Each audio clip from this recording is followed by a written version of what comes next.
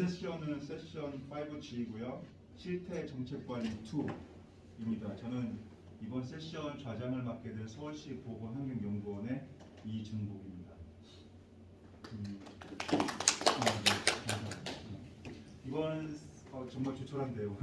청중은 별로 없고 예상한 것처럼 원래 학교 마지막 날은 이렇죠. 근데 너무 없네요. 그렇지만 준비해 오신 그 발표 자료를 열심히 발표해 주시고 여기 계신 분들만이라도 같이 공감할 수 있었으면 좋겠습니다. 이번 세션은 총 5개 과제가 발표될 예정입니다. 발표에 주어진 시간은 20분입니다. 발표 시간은 15분이고요. 질의 응답 시간이 5분이 있습니다. 근데 아마 총중이 이렇게 많지가 않아서 발표 시간을 조금 더 드려도 되지 않을까 싶긴 한데 그건 제가 중간중간 제가 알아서 판단을 해서 제가 말씀을 드리겠습니다. 하지만 총 주어진 시간 20분이니까 그건 꼭 지켜주시기 바랍니다. 그리고 그 벨을 3번을 울릴 건데요. 12분에서 한 번 울릴 거고요. 그리고 원래 주어진 발표 시간 15분에서 한 번 울릴 거고 20분에서 울릴 겁니다. 그래서 마지막 3번째 20분에 그 종이 울리면 그때는 발표하는 거 정리를 해주셨으면 합니다. 자, 그럼 첫 번째 발표부터 소개를 해드리겠습니다. 첫 번째 발표의 주제는 화물선 운항 특성을 고려한 항만 중심 배출량 산정, 공간 범위 설정에 관한 연구입니다. 발표를 해주실 분은 주식회사 EI랩의 한용희 박사님입니다. 자, 부탁드리겠습니다. 네, 안녕하세요. 주식회사 EI랩의 한용희라고 합니다. 제가 오늘 발표드릴 내용은 화물선 운항 특성을 고려한 항만 중심 배출량 산정, 공간 범위 설정에 대한 연구에 대해서 발표를 진행하도록 하겠습니다. 목차는 다음과 같이 연구 배경 및 필요성과 현재 지금 캡스에서 배출량을 산정하고 있는 산정 방법에 대해서 간략하게 설명드리고, 세 번째로는 화물선 배출량 산정 공간 범위에 대해서 지금 해외 선진 항만의 사례와 그다음 국내 그 공간 번역이 어떻게 설정되어 있는지에 대해서 말씀을 드리겠고, 마지막으로 결론 및 제안 순으로 발표를 진행하도록 하겠습니다. 우리나라 대기오염물질 배출량은 캡스라는 시스템을 통해서 환경부에서 매년 산정 및 공표하고 있습니다. 캡스라는 시스템은 13개의 대분류 배출원을 구분하고 있는데, 그 중에서 선박과 관련된 배출원은 비도로 이동 오염원 내에 중분류로 구성되어 있고, 2013년도까지는 해상 선박 운송으로 화물선 중심의 배출량 통계를 구축을 하고 있었는데, 2014년도부터는 환경부에서 대대적으로 배출원 분류 체계 및 산정 체계를 개선함에 따라서 아래 보시는 그래프와 같이 배출량 수준의 변화가 큰 폭으로 변화폭이 있다는 것을 확인할 수 있었습니다.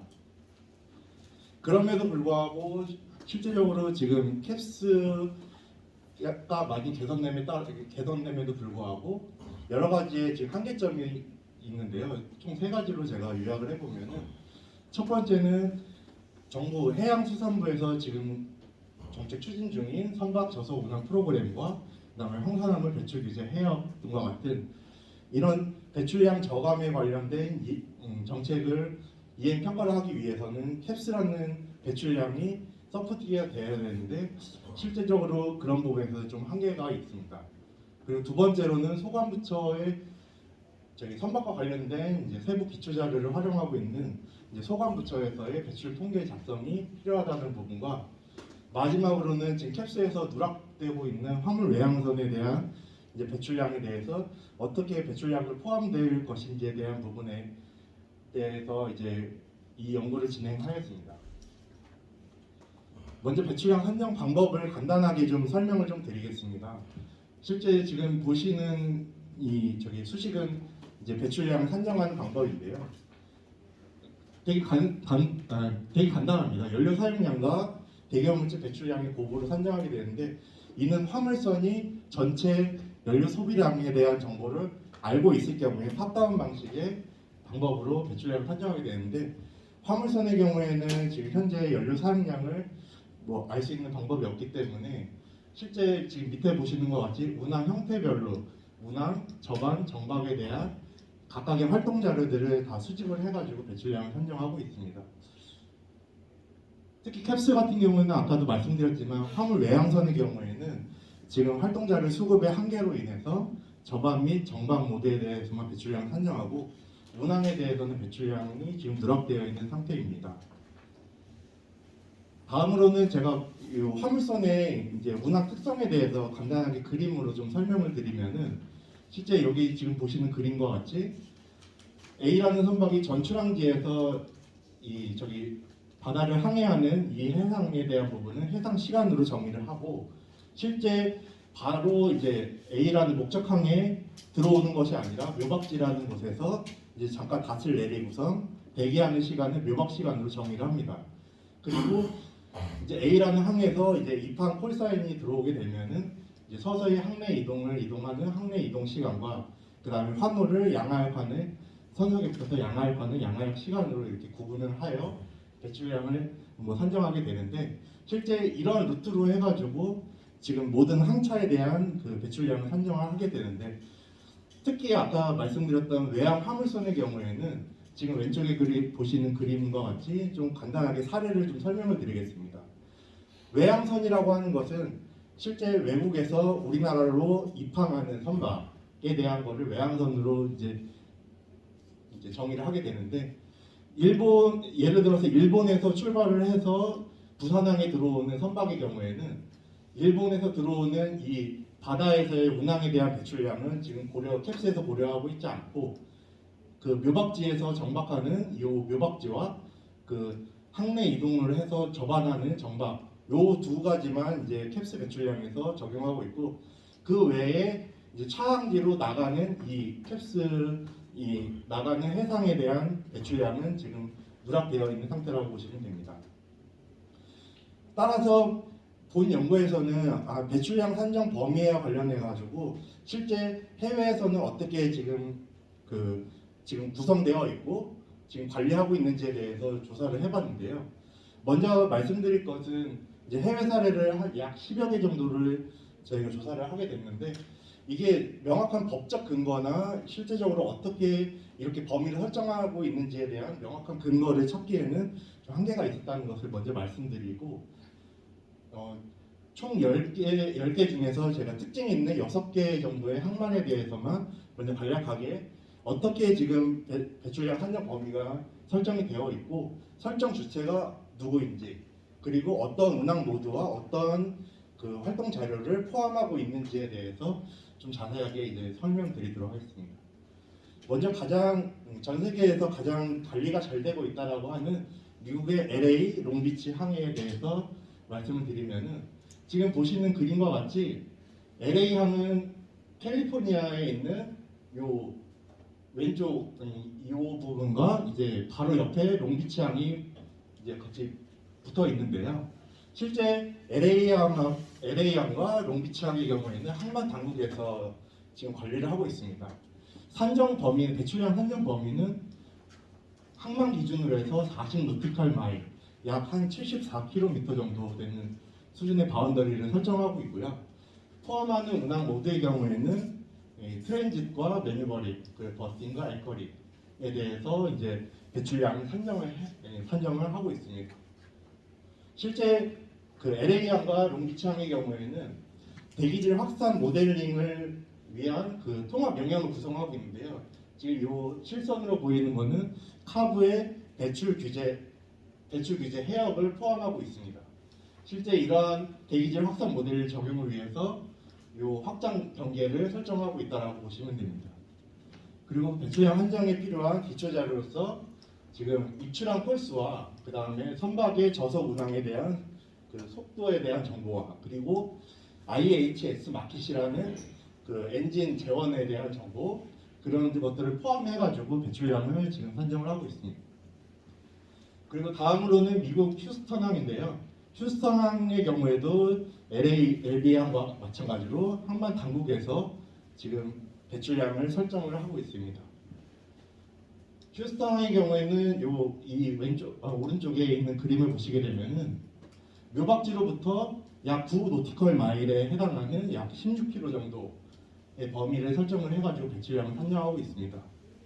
실제 이거는 그 LA, LB항과는 좀 차이가 있는 것이 지금 운항 모드를 포함하고 있는 게 매뉴버링과 버스팅, 앵커링, 그다음에 시프트, 그 항내 이동에 대한 부분을 포함을 하고 있고요. 실제 휴스턴항의 경우에는 총 이 점선을 따라가 보면은 약 한 84km 정도 되는 지정 노선을 설정해서 운행을 하고 있습니다. 다음은 뉴욕항과 뉴저지항에 대한 부분인데요. 뉴욕항과 뉴저지항은 지금 보시게 되면은 영해선으로부터 3노티컬 마일에 해당하는 약 5.5km 정도의 그 배출량 한정 범위를 설정하고 있는데 실제 포함 모드는 트랜짓과 그 다음에 매뉴버링, 버스팅, 앵커링에 대해서 지금 배출량을 산정을 하고 있고요. 뉴욕항과 뉴저지항도 마찬가지로 실제 기준 항로를 설정을 해서 여기 이 보이시는 검정색 부분까지는 운항 모드로 배출량을 산정하고 있고 실제 네모 빨간 박스에 해당하는 부분은 이제 묘박지, 앵커링에 대한 부분으로 배출량을 산정하고 있습니다. 실제 배출량 한정의 기초 자료는 AIS 정보와 그 다음에 아까 말씀드렸던 엔진 정보 그런 정보들을 갖고서 배출량을 산정하고 있고요.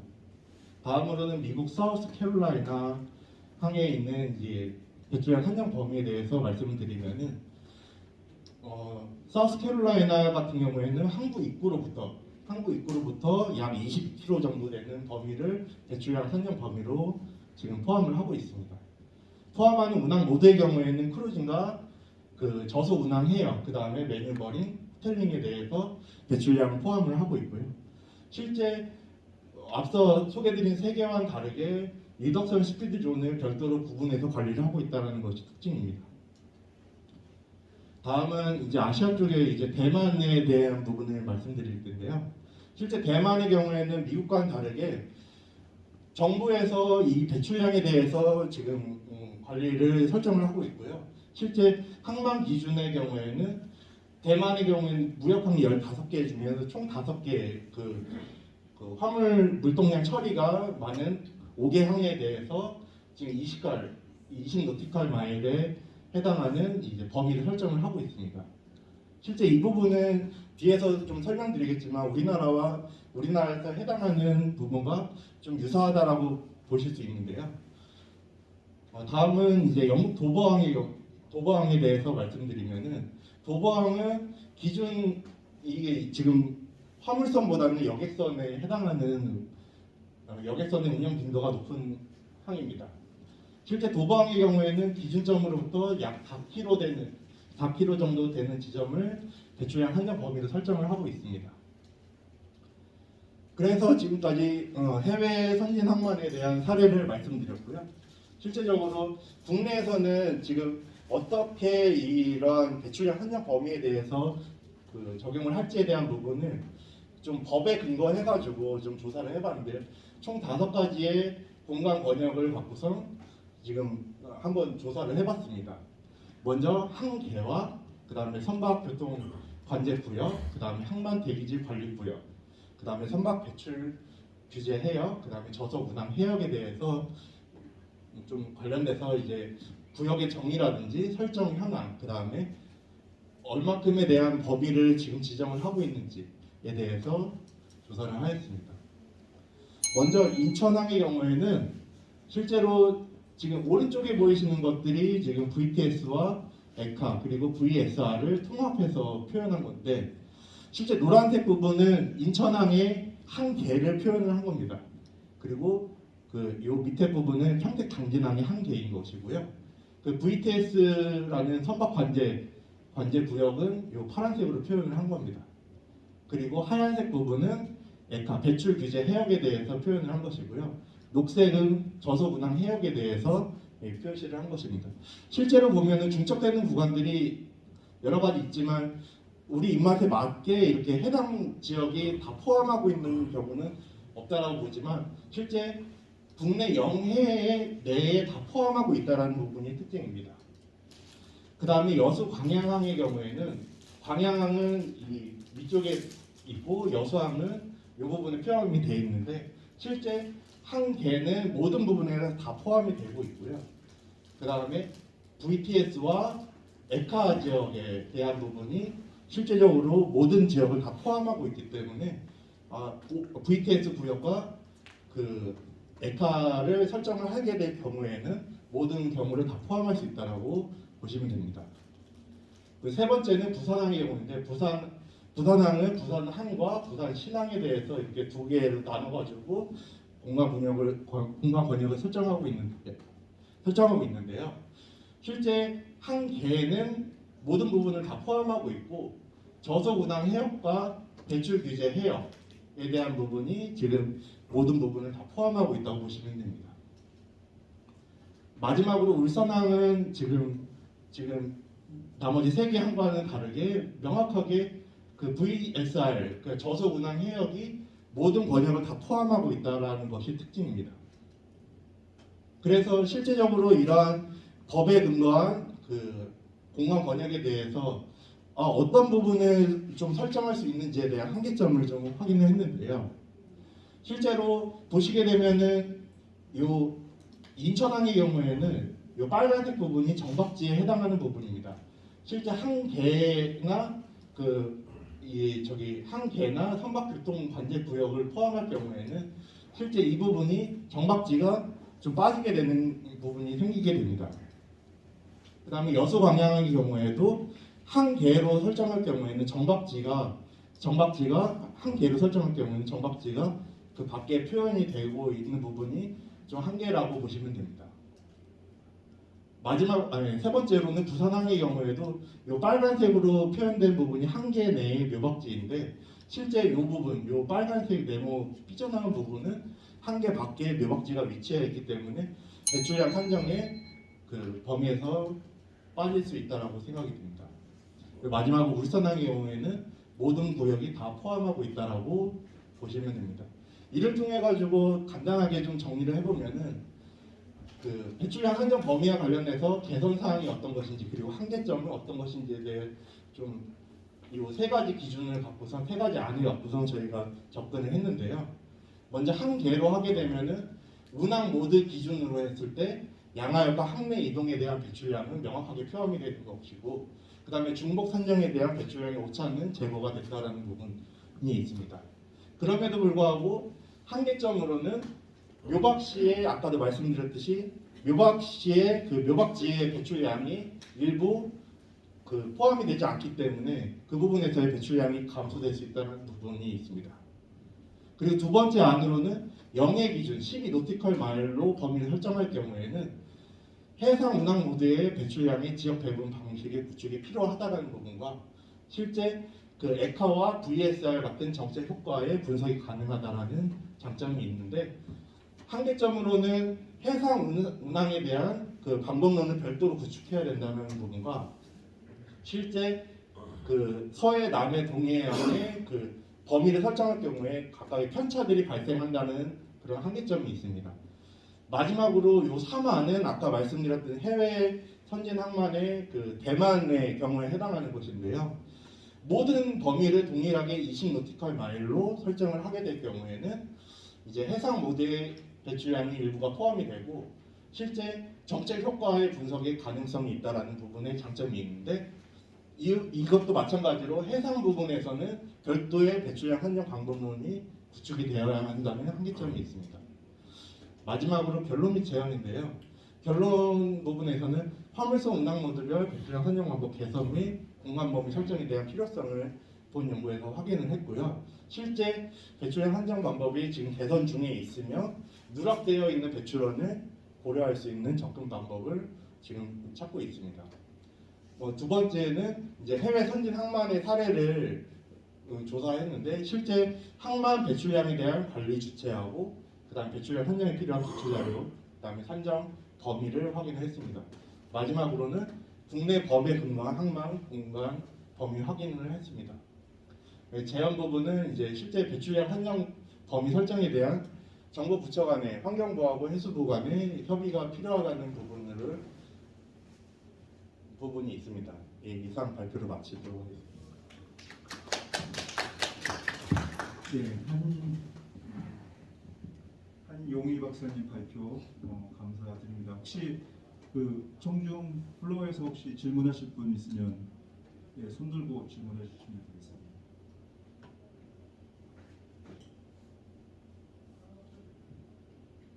네. 이 연구가 국가미세먼지정보센터 지원을 받아서 네. 흡수를 보완하는 그런 연구, 상당히 저한테는 이게 굉장히 괜찮은 연구다라는 생각이 드는데 혹시 여기 계신 분들 이거에 대한 코멘트도 좋고요. 질문 있으면 주저없이 해주시면 되겠습니다.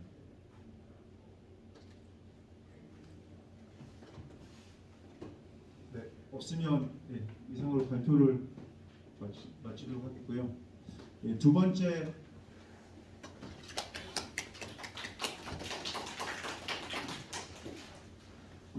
두 번째 발표를 소개해드리겠습니다.